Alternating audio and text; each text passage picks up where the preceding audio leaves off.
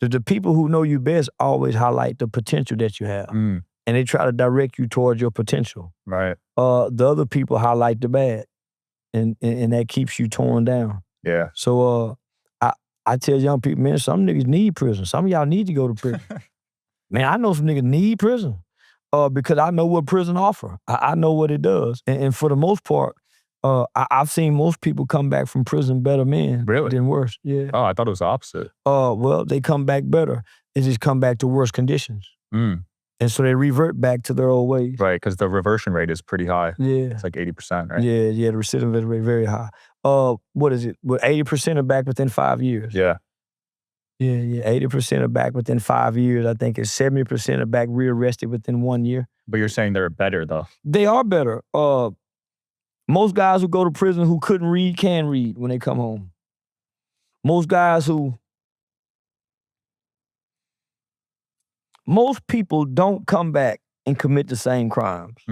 They reoffend by way of violation of parole or maybe probation stipulations. So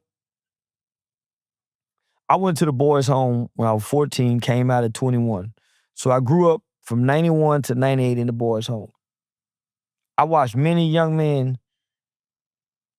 transfer from the boys' home to prison. I got out in 98. I started seeing guys come home who had been locked up from 89, 90, 91, 92, 93, 94. They're starting to come home, and now we're close to 40. We're in the 2000s. So they're done 28 years, 29 years. Most came home better men. Most people reoffend because it's not that they come home better criminals. I mean, most people come home with the intention of trying to do right, but they're going back home to either the same community or they're going back to the same people, but worse conditions. I mean, motherfuckers trying to do right when they come home for the most part.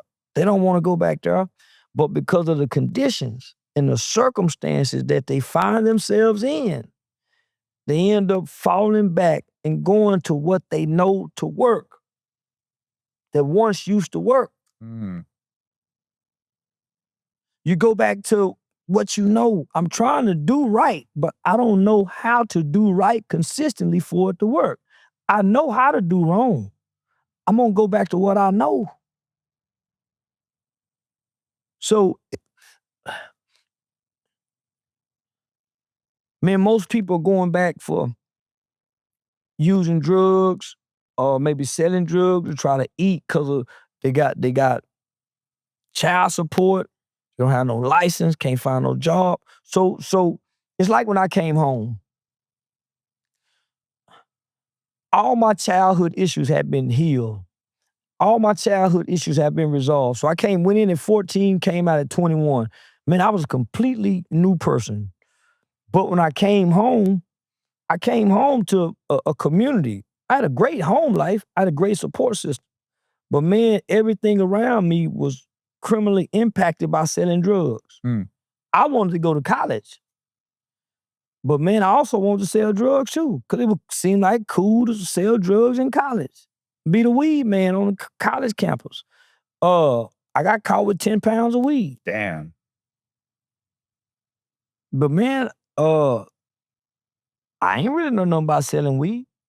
But culturally, that's what was out here. If you wanted to get a girl, you wanted to be the man during that time, you had to have a doughboy image.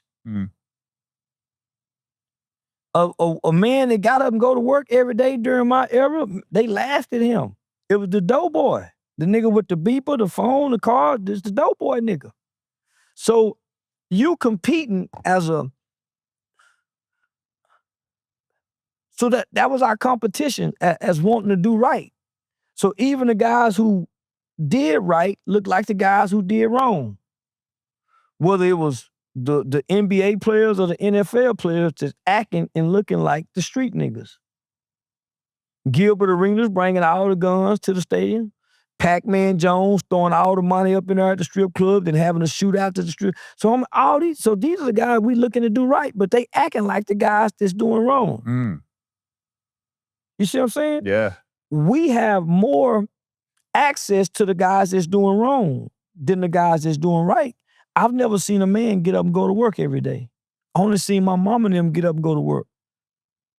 Only for me to wake up and whatever men I was exposed to, they were earning their clothes to go get clean, to go outside and hang on the street corner to sell drugs, pimp hoes.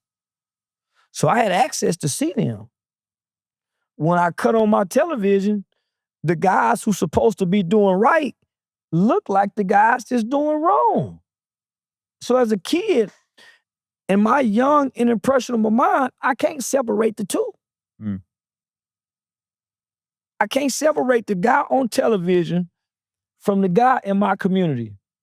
And I don't see nothing in life that's a flip side to what I'm seeing. I don't see the guy, I don't see a banker in real life, and I don't see a banker on television. Bill Cosby, Dr. Cliff Huxtable, was a doctor. Every doctor I went to were white. So I was looking for black doctors because I lost my eye as a kid. So everywhere I went, I'd be looking for a Dr. Cliff Huxtable. I ain't see that. I don't know how many kids I knew, like Jasmine Guy and Dwayne Wayne them on A Different World who was in college. That was only on television. Huh? My cousin Tasha graduated from high school, but man, she wasn't giving no party. The prison parties was way more electrifying. So there was nothing appealing other than this hour of television. So it was hard to decipher as a kid what to be. When you don't know what to be, what to identify with. Wherever you guys are watching this show, I would truly appreciate it if you follow or subscribe. It helps a lot with the algorithm. It helps us get bigger and better guests, and it helps us grow the team. Truly means a lot. Thank you guys for supporting, and here's the episode.